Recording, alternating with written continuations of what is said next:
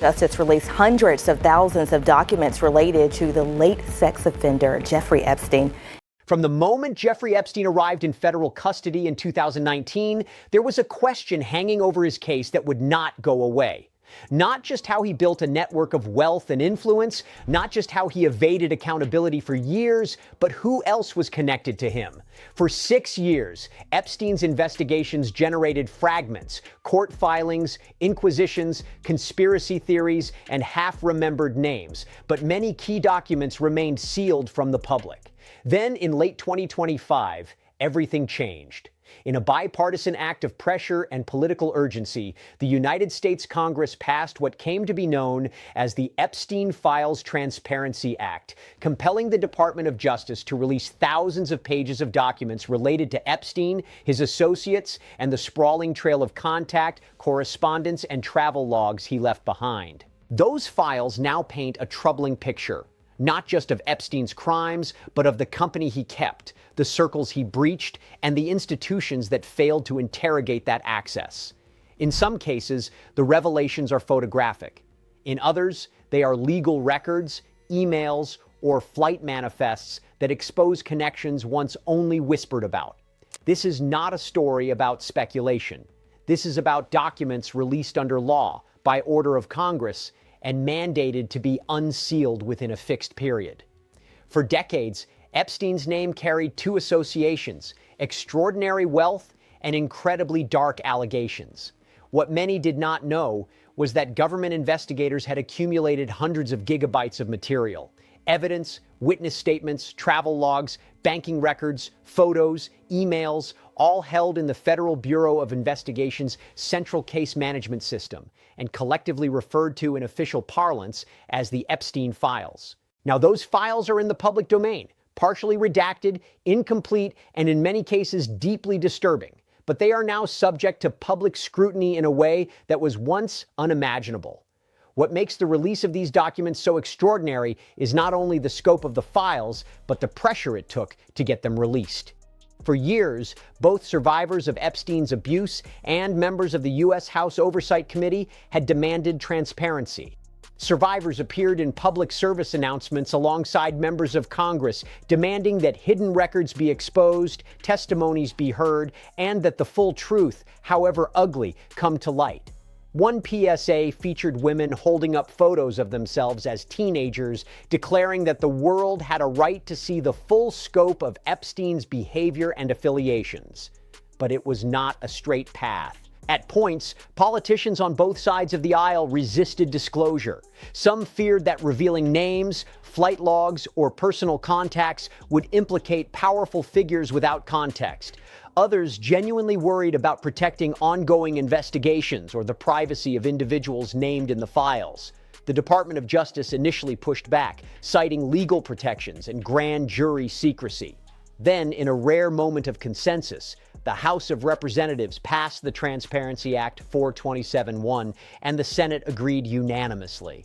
Whatever reluctance remained was ultimately overridden by law. Even then, the Department of Justice proceeded carefully, releasing documents with extensive redactions and with warnings that readers might encounter painful descriptions or disturbing material. The result is a tapestry of files that link Epstein not only to well-known figures in entertainment and politics, but also to less publicized individuals in business, academia, and global finance.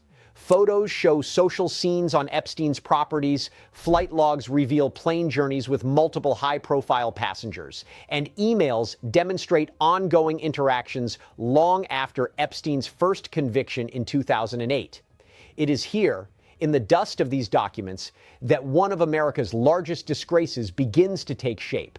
But before we unpack the names, the photos, and the emails, we must start with the man himself. Jeffrey Epstein emerged in the 1980s as a financier associated with elite money managers and hedge funds. Born into modest circumstances, he built a reputation as a savvy connector, someone who moved easily in circles of powerful business leaders, investors, and politicians. His social cachet and financial acumen created a veneer of respectability that shielded his darker activities for years. Eventually, that facade would crack, revealing the extent of his criminal enterprise, a systemic network of sexual exploitation and trafficking involving minors and young women, facilitated by his wealth and his networks. Epstein's first major legal downfall came in 2008, when he was convicted in Florida for procuring a minor for prostitution and soliciting a prostitute. That conviction earned him a plea deal widely criticized as lenient, a sentence of about a year with work release privileges thanks to agreements brokered by top city prosecutors. That early episode hinted at the influence he wielded and the protective circles he could cultivate. More than a decade later, in 2019, Epstein would be arrested on federal charges of sex trafficking minors in Florida and New York. That case was far broader, touching on allegations of organized exploitation across states, private island properties, and possible involvement of persons who had long shielded him. But before he could stand trial, Epstein was found dead in his Manhattan jail cell. The cause ruled a suicide. Many of the documents now being released were compiled in anticipation of that broader trial and the investigations that followed. They include emails between Epstein and his associates, flight logs from his private jets, bound volumes of photographs cataloged by prosecutors, and intelligence gathered by federal law enforcement over multiple years. And tucked among these records are entries that link Epstein to some of the most powerful figures in global politics and business, not as accusations, but as contacts, acquaintances, or social companions. One document set released in late 2025 included thousands of photographs showing Epstein alongside public figures. In these images, many redacted, some undated, Epstein appears with former President Bill Clinton, billionaire Richard Branson, musicians like Mick Jagger, Diana Ross, even Michael Jackson, and actors such as Kevin Spacey. The photos also include individuals long discussed in conspiracy circles, but rarely presented in official documentation. Important context must be stated here. Appearance in these files does not necessarily imply guilt or criminal behavior. Many photographs and contacts reflect moments of social interaction at events where Epstein was present. Legal experts and news outlets stress that simply being in the same photo or listed in Epstein's contact books does not prove participation in any crime. Even so, the optics are powerful and the public response intense. Some figures whose names or likenesses appear in the files have issued denials, asserting no knowledge of Epstein's abuse or expressing regret for having associated with him socially. Many emphasize that the context of any interaction must be understood before assumptions of wrongdoing are made. These reactions have only intensified public debate about power, accountability, and secrecy in elite networks. In Washington, the release of these files has become a political flashpoint. President Donald Trump, who once opposed full disclosure, reversed his stance and signed the transparency bill before lawmakers. Trump's own name appears indirectly in some of the files, prompting political criticism and demands for accountability, not only from his opponents, but from some within his broader base who feel betrayed by perceived hesitation or obfuscation.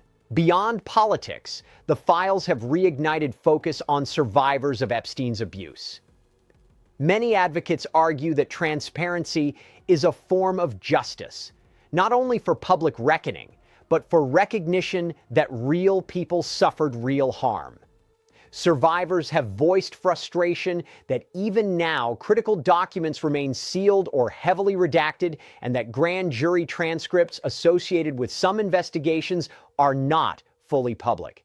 At least 16 files disappeared from the Justice Department's online repository shortly after their initial posting, including a photograph reportedly showing Trump alongside Epstein and Ghislaine Maxwell, a removal that has fueled skepticism about transparency and political interference. The Epstein files are unsettling not merely because they catalog connections, but because they expose the fragility of accountability when power and wealth intersect with criminality. They force society to confront uncomfortable questions. How many influential figures interacted with Epstein without consequence? How many connections were superficial and how many were enabled? And critically, why was so much kept from public view for so long? As the Epstein files began circulating through newsrooms, legal circles, and online archives, one pattern became impossible to ignore. This case was never just about one man. It was about access.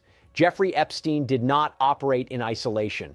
The documents make that clear. He moved through networks built on influence, credibility, and silence. His power did not come from formal authority, but from proximity to people who had it. Presidents, billionaires, academics, celebrities, financiers. The files show that Epstein understood something most people never fully grasp. Power doesn't always announce itself. Sometimes it simply opens doors. Among the most scrutinized materials in the Epstein files are the flight logs from Epstein's private jets. These logs, kept meticulously, list dates, destinations, and passengers who traveled aboard aircraft that moved frequently between Epstein's New York mansion, his Florida estate, his New Mexico ranch, and his private island in the Caribbean. The existence of these logs has been known for years. What changed with the new release was confirmation, context, and volume. Names appear repeatedly. Some are well known, some are obscure, some appear once, others recur across years. And while inclusion in a flight log does not prove wrongdoing, it does establish presence, opportunity, and proximity. Three things investigators care deeply about. For the public, however, the reaction has been more visceral. People want clarity. They want to know who knew what and when. And they want to know why so many powerful individuals managed to pass through Epstein's orbit without facing serious scrutiny. One of the most controversial elements of the files is the photographic evidence. Images taken at Epstein's residences, social events, and private gatherings show him surrounded by people whose public reputations once seemed untouchable. Politicians smiling casually, celebrities posing comfortably, business leaders appear relaxed. These are not images of crimes. They are images of normalization. And that is what unsettles people the most. Normalization is how exploitation survives, not through secrecy alone, but through acceptance, through the absence of questions, through the assumption that if someone belongs in elite spaces, they must be legitimate. The Epstein files show how that assumption failed, repeatedly. As journalists and legal analysts combed through the documents, a troubling pattern emerged. Epstein continued to socialize freely with influential figures after his 2008 conviction. Emails and calendar entries suggest meetings, dinners, and correspondence long after he was publicly identified as a sex offender.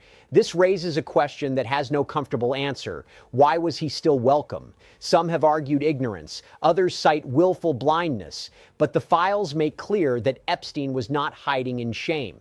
He was operating openly. This is where the scandal deepens, because systems did not merely fail to stop him, they enabled his return. In legal filings, survivors have described how Epstein's wealth and reputation created an environment where victims felt powerless and unheard. The files include statements that show how complaints were dismissed, delayed, or quietly redirected. Law enforcement agencies gathered information, but decisive action lagged. The gap between knowledge and accountability is one of the most damning aspects of this case. And then there is the matter of Ghislaine Maxwell. The Epstein files placed her at the center of logistics, recruitment, and coordination. Her conviction confirmed what many had long suspected, that Epstein's operation was not a solo act, but a structured system. Yet even after Maxwell's conviction, many questions remain unanswered. Who else helped? Who looked away? Who benefited from silence? The files do not provide complete answers, but they do narrow the scope. Another layer of controversy erupted around political implications. The Epstein files intersected with an already polarized American landscape. Names associated with multiple administrations appeared in various forms: contacts, photos, social mentions. This triggered immediate political reactions, accusations of selective transparency, claims of redactions protecting allies, demands for full disclosure from both parties. What became clear is that Epstein's case sits at the intersection of crime and politics, a place where truth is often filtered through narrative, and narrative shapes memory. For some, the files confirmed long-held suspicions about elite impunity. For others, they represented dangerous territory, where association could be misread as guilt. Both perspectives coexist uneasily. Survivors, meanwhile, have expressed mixed emotions: relief that the files are public, frustration that so much remains redacted. Even now, their experiences are often overshadowed by debates about famous names. For many survivors, justice is not about exposure alone. It is about acknowledgement. One survivor summarized it bluntly in a public statement: "People want to know who was on the plane. I want to know why nobody stopped him." That question cuts through every page of the Epstein files. The scandal is not only about what Epstein did, it is about what institutions allow. As the files continue to be analyzed, one truth becomes increasingly difficult to avoid: this case is not closed. Not legally, not culturally, not morally. The Epstein files did not end the story. They reopened it. As the Epstein files spread across the public domain, another uncomfortable reality surfaced. What was released was not the whole truth. It was a controlled truth. Redactions became the new battleground. Black bars covered names. Entire pages were partially erased. Dates, locations, and identities vanished behind legal language. Officials described this as necessary protection for privacy, for ongoing investigations, for individuals not formally charged. But to the public, it looked like something else: protection of power. Critics argued that transparency delayed is transparency denied, that if the goal was accountability, then partial disclosure only deepened suspicion. Each redaction invited questions. Each missing document fueled distrust, and trust, once broken, is nearly impossible to rebuild. The most controversial aspect was not what was visible, it was what wasn't. Several files referenced attachments that were never released, photographs listed in inventories but not shown, emails mentioned but not included, witness statements summarized but not fully transcribed. At least a handful of documents appeared briefly online before being removed without explanation, intensifying fears of selective disclosure. Whether these removals were procedural or political remains unresolved, but perception matters. And perception hardened quickly. Then there was Epstein's death, the moment that transformed a criminal case into a permanent national suspicion. Jeffrey Epstein was found dead in his jail cell in August 2019, awaiting trial on federal sex trafficking charges. The official ruling was suicide. Guards were disciplined, protocol failures acknowledged, yet disbelief spread faster than facts, because Epstein represented too many unanswered questions, too many potential testimonies lost, too many powerful people who would never be questioned directly. The Epstein files did not close that wound. They reopened it. For many Americans, Epstein's death symbolized something deeper than procedural failure. It symbolized escape. Escape from accountability, escape from exposure, escape from consequences that others would never avoid. That belief, whether grounded or speculative, became part of the scandal itself, because when institutions fail repeatedly, public imagination fills the gap. Media coverage added another layer of complexity. Some outlets focused on named individuals with extreme caution, emphasizing legal context and presumption of innocence. Others leaned into sensationalism, publishing headlines designed to provoke outrage rather than understanding. The result was fragmentation. Truth splintered across narratives. In this environment, survivors often felt sidelined. Their voices are drowned out by debates over elites, their trauma reduced to footnotes beneath political arguments. Yet the Epstein files contain survivor testimony that is raw, specific, and devastating. Accounts of recruitment, of manipulation, of isolation, of abuse carried out under the protection of wealth and influence. These testimonies do not speculate. They remember. And memory, unlike reputation, cannot be managed. One recurring theme in survivor accounts is disbelief, not just at Epstein's actions, but at how long he was allowed to operate, how complaints were minimized, how warnings were ignored, how institutions that claimed to protect the vulnerable repeatedly failed to do so.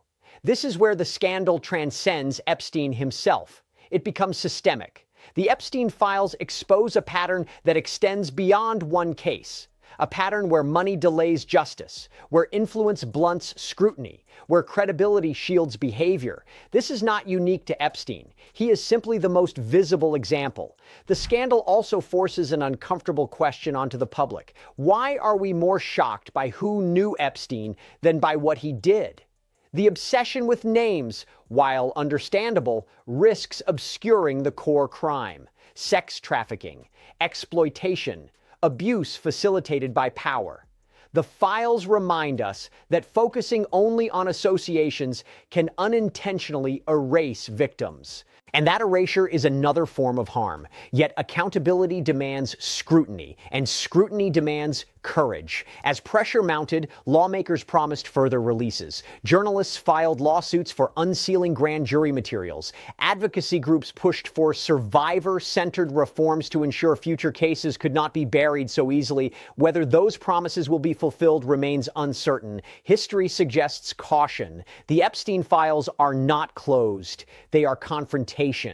They confront institutions with their failures. They confront elites with their associations. They confront the public with its own appetite for spectacle over substance.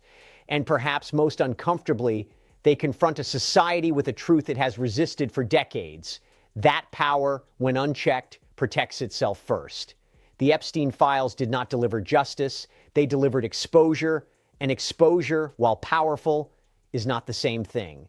As the dust settled from the document releases, one reality became clear. No single revelation would ever satisfy public demand for accountability. The files were too fragmented, the redactions too extensive, the timeline too compromised by delay. But what they did accomplish was something more enduring. They changed the conversation. For the first time, the scale of institutional failure was undeniable. Not just law enforcement missteps, not just prosecutorial discretion, but a broader culture of deference to wealth and influence that allowed one man to operate in plain sight for decades. This is the real scandal, not that Epstein existed, but he was protected. The Epstein files revealed a pattern where warning signs were repeatedly ignored. Complaints stalled, investigations softened, consequences delayed, and each delay increased the cost, paid by victims who were never heard when it mattered most. This was not incompetence. It was tolerance. Tolerance justified by reputation. Tolerance justified by access. Tolerance justified by the belief that some people were simply too connected to challenge. The public reaction to the files exposed a deep fracture in trust. Trust in institutions. Trust in justice. Trust in transparency. Once that trust erodes, restoring it requires more than document releases. It requires reform, accountability, and a willingness to confront uncomfortable truths about how power actually operates. One of the most sobering outcomes of the Epstein files is what didn't happen. There were no sweeping prosecutions of associates, no cascade of indictments, no definitive reckoning for the broader network. For many, this felt like confirmation of the very inequality the files exposed. Survivors were left with recognition, but not resolution. Their courage forced the truth into daylight, but daylight does not heal trauma. Justice does, and justice in this case remains incomplete. The Epstein files will likely shape policy debates for years on sealed records, on non-prosecution agreements, on how financial crimes intersect with violent ones, on how victims are treated when the accused are powerful. In this sense, Epstein's legacy is not personal. It is structural. His case has become a reference point whenever transparency is delayed, whenever influence interferes with prosecution, whenever survivors are silenced in favor of reputation. The Epstein files will be invoked. There is also a warning here for the public. Scandals like this are not solved by obsession alone. They are not resolved by naming names without context. And they are not prevented by outrage that fades with the news cycle. They are prevented by vigilance. The Epstein files remind us that abuse does not thrive in darkness alone. It thrives in silence, in discomfort, in the fear of consequences for speaking out. Breaking that silence is only the first step. Sustaining accountability is the harder one. Jeffrey Epstein is gone, but the conditions that allowed him to exist are not. That is why this story matters. Not because it shocks, but because it indicates a system that still exists. The Epstein files are not history. They are a mirror, and what they reflect is not flattering. This is America's biggest scandal, not because of its size, but because of its implication. That justice without courage is fragile, and truth without action is incomplete.